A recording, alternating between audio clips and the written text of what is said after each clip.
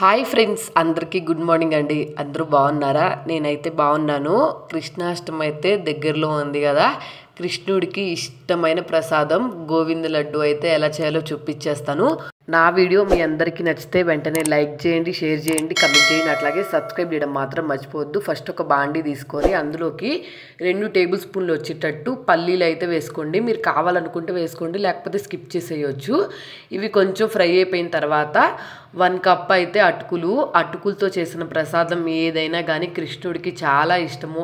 అటుకుల పాయసం, అటుకుల పరమాన్నం, అలాగే అటుకుల రవ్వ కేసరి, ఇట్లాగైతే కృష్ణుడికి ఇష్టమైన అటుకులతో అయితే చాలా రకాల ప్రసాదాలు అయితే ఉన్నాయండి.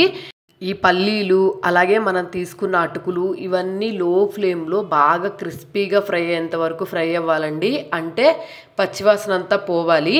ఇవి కొంచెం ఫ్రై అయిపోయిన తర్వాత 1 కప్పు పూల్ మకాన మీరు కావాలనుకుంటే యాడ్ చేసుకోండి, లేకపోతే ఇది కూడా స్కిప్ చేసేయచ్చు. హెల్త్కి కూడా చాలా మంచిది కదా. కాబట్టి అందుకని నేను 1 కప్ అయితే పూల్ మకాన యాడ్ చేశాను. ఇవి కూడా లో ఫ్లేమ్లో క్రిస్పీగా ఫ్రై అయ్యేంత వరకు ఫ్రై అవ్వనివ్వాలండి. ఇవి క్రిస్పీగా ఫ్రై అవ్వకపోతే మనం మిక్సీ వేసేటప్పుడు అస్సలు బాగోవన్నమాట, పడవు మిక్సీలో. కాబట్టి వీటన్నిటిని లో ఫ్లేమ్లో బాగా ఫ్రై చేసుకోవాలి. ఇవి కూడా ఫ్రై అయిపోయిన తర్వాత నెక్స్ట్ 2 టేబుల్ స్పూన్లు వచ్చేటట్టు అయితే గసగసాలండి. గసగసాలు యాడ్ చేసుకున్న తర్వాత సేమ్ 2 టేబుల్ స్పూన్లు వచ్చేటట్టు మీరు నువ్వులు కానీ గసగసాలు కానీ రెండిట్లో ఒకటైతే వేసుకొని ఇంకోటి స్కిప్ చేసుకోవచ్చు. నేను 2 అయితే యాడ్ చేసుకున్నాను. ఇప్పుడు ఈ గసగసాలు నువ్వులు కూడా లో ఫ్లేమ్లో ఫ్రై అయ్యేంత వరకు ఫ్రై చేసి ఇవన్నీ బాగా ఫ్రై అయిపోయిన తర్వాత స్టవ్ ఆఫ్ చేసుకొని పక్కన పెట్టుకొని చల్లార్చుకోవాలి. ఇవన్నీ బాగా చల్లారిపోయిన తర్వాత అంటే రూమ్ టెంపరేచర్ వచ్చిన తర్వాత మాత్రమే వీటిని మిక్సీ జార్లోకి వేసుకొని మిక్సీ అయితే వేసుకోవాలండి. ఇక్కడ మీరు కొంచెం ఏదైనా ఒక్క ఐటెం ఫ్రై అవ్వకపోయినా కానీ మీకు అంతా బరకగా ఉండి అస్సలు బాగోవు. మీరు అన్నీ బాగా ఫ్రై చేసుకుంటేనే అన్నీ మెత్తగా పౌడర్ లాగా అయితే అవుతాయి. కాబట్టి వీటన్నిటిని ఇప్పుడు మిక్సీ జార్లోకి వేసుకొని బాగా పౌడర్ అయితే చేసుకోవాలండి. నేనైతే ఈ లడ్డు చేయడానికి బెల్లం యూజ్ చేస్తాను. మీరు కావాలనుకుంటే ఈ ప్లేస్లో డేట్స్ అయినా యాడ్ చేసుకోవచ్చు, లేకపోతే షుగర్ అయినా యాడ్ చేసుకోవచ్చు.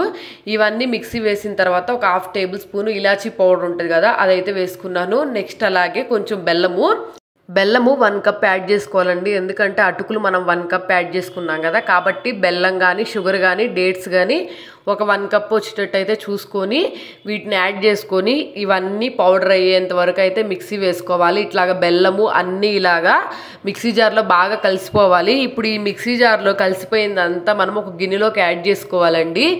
మనం అటుకులు ఫ్రై చేసుకునేటప్పుడు మీరు కావాలనుకుంటే గీ కూడా యాడ్ చేసుకోవచ్చు అండి. నేనైతే యాడ్ చేయలేదు. మీరు కావాలనుకుంటే గీ యాడ్ చేసుకొని ఇవన్నీ లో ఫ్లేమ్లో నీట్గా ఫ్రై చేసుకోవచ్చు. అప్పుడు నెయ్యి స్మెల్ తగులుతా కూడా లడ్డు ఇంకా టేస్ట్ బాగా ఇంక్రీజ్ అవుతుంది.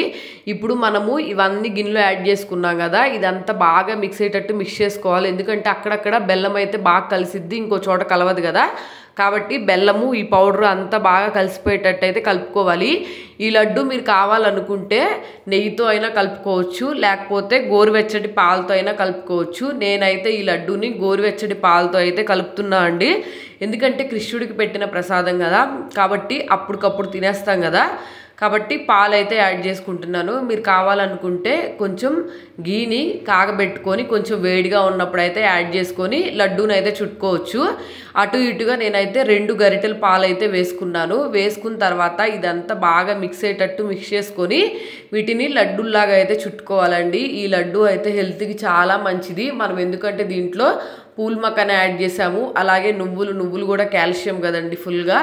కాబట్టి నేను చెప్పిన ఏ ఇంగ్రీడియంట్ అయినా మీకు అవసరం లేదు అనుకుంటే స్కిప్ చేసేసుకొని ఉన్న ఐటమ్స్ వరకు అయితే ఈ రెసిపీ చేసుకోవచ్చు. కృష్ణుడికి చాలా ఇష్టమైన రెసిపీ కాబట్టి ఈ కృష్ణాష్టమికి మీరు ట్రై చేసి ఖచ్చితంగా కృష్ణుడికి నైవేద్యంగా అయితే పెట్టండి.